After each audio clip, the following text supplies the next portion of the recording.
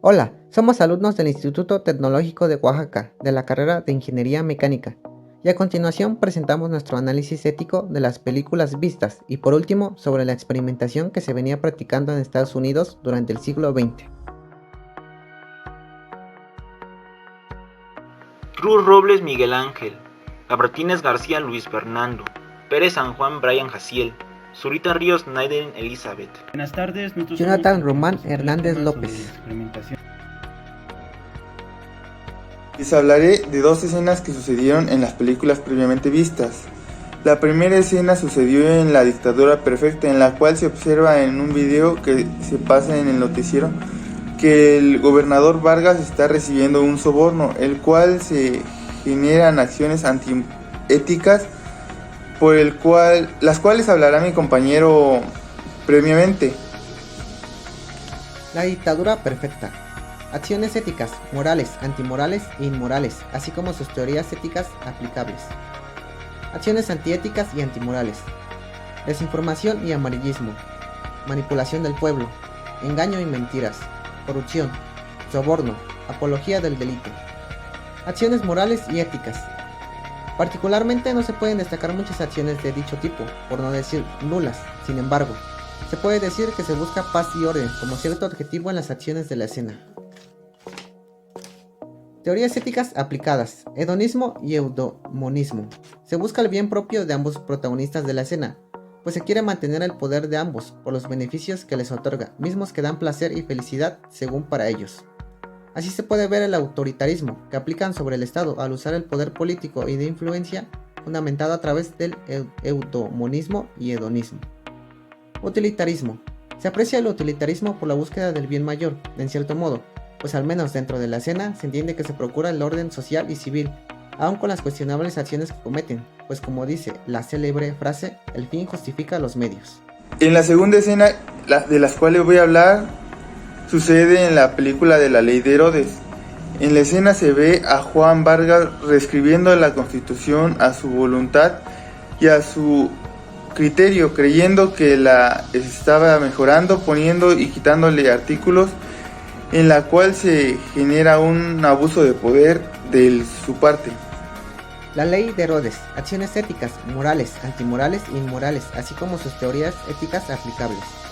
Acciones antiéticas, abuso de poder, violación a la institución del Estado, corrupción, atentó contra la soberanía del pueblo, perpetuación del poder, acciones antimorales, violación de valores morales tales como la honestidad y respeto, muestra de egocentrismo y egolatría. Acciones éticas. Ejercimiento de su cargo al no negar sus acciones y funciones. Acciones morales. Creencia de lo justo por parte de Juan Vargas. Teorías éticas aplicadas a la escena. Emotivismo. Se observa gracias a la conducta de Juan Vargas, influenciada por sus emociones, pues tal y como establece esta teoría, lo correcto y lo justo viene de la naturaleza emocional humana. Ética discursiva. Puede aplicarse gracias a la redacción y modificación de la Constitución, ya que esta teoría define la existencia de leyes y normas en base a la moralidad y no de lo universal, redactándose la Constitución de acuerdo a la moral de Juan Vargas.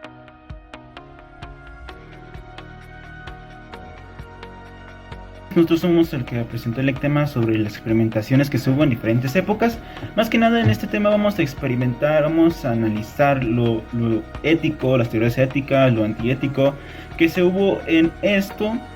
Más que nada, por ejemplo, en Nueva York, lo que pasó en Nueva York actualmente, lo que pasó en Estados Unidos anteriormente en sus diversos gobiernos, lo que pasó con el que es conocido Escuadrón 731. Buenas tardes, soy Jonathan Román Hernández López y voy a hablar más que nada sobre la experimentación que hubo hace un tiempo, como a principios de los años 80, empezando con las interpretaciones de experimentación en humanos que hubo en Estados Unidos, más que nada, donde se utilizaba a la raza negra para inyectarles lepra o diferentes enfermedades, donde más que estas enfermedades eran para la experimentación, para saber qué pasaba, pero no había un por qué, simplemente lo hacían para ver qué pasaba en el cuerpo humano y dejar que estos individuos o estos sujetos de experimento estuvieran muertos. Otro caso fue en Nueva York, más que nada, donde en un orfanatorio el gobierno de Estados Unidos inyectaba VIH-Sida a estos niños que no tenían hogar para saber, pues, para tener experimentos, aunque es un poquito contradictorio porque decía que tenía que tener para la nueva medicina que estaba creando para pero nunca tuvieron pruebas y murieron un montón de niños para la experimentación. Gracias a la BBC, más que nada fueron denunciados estas organizaciones, que estaba tras el gobierno de Estados Unidos obviamente, pero se limpiaron las manos más que nada para decir, no fue mi culpa, fue otra organización. Ese es uno de los claros ejemplos de la experimentación humana.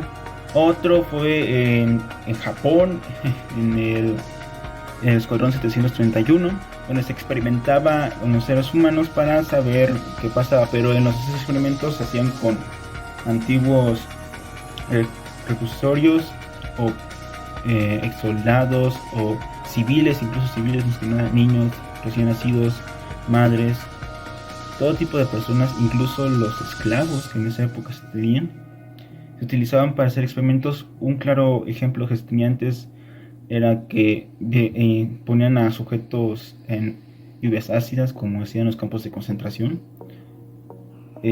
Ponían humanos en lugares pequeños para saber qué pasaba. Es que en sí todos los experimentos que se hacían eran para saber qué provocaban estos, pero más que nada no había unos derechos para estos sujetos. Ahorita actualmente sí hay, más que nada donde se tiene que tener la parte del sujeto de prueba más el consentimiento de más el consentimiento de más personas atrás de para tener un comprobante legal que se pueda experimentar en el cuerpo de Obviamente tiene este reglamento que se va a firmar o se va a dar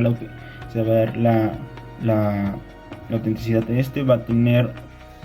El Escuadrón 731 era un grupo de militares encargados de desarrollar armas biológicas que eran diseñadas para su uso en la guerra, al marco de la Segunda Guerra Mundial en la guerra contra China. Este escuadrón era comandado por el microbiólogo militar Shiroishi, que era el encargado de desarrollar estos experimentos donde utilizaban a seres humanos aún vivos con las técnicas más crueles que podemos imaginar ahorita. Sus principales víctimas eran prisioneros chinos, alemanes y rusos, los cuales eran secuestrados y utilizados para este tipo de experimentos. Los responsables de efectuar estos experimentos en las personas, después del término de este lapso de la guerra, no fueron castigados de ninguna forma y siguieron con sus vidas, algunos inducidos en la política, algunos en la medicina, siguieron con sus profesiones, dando clases en instituciones y no se les castigó de ninguna forma.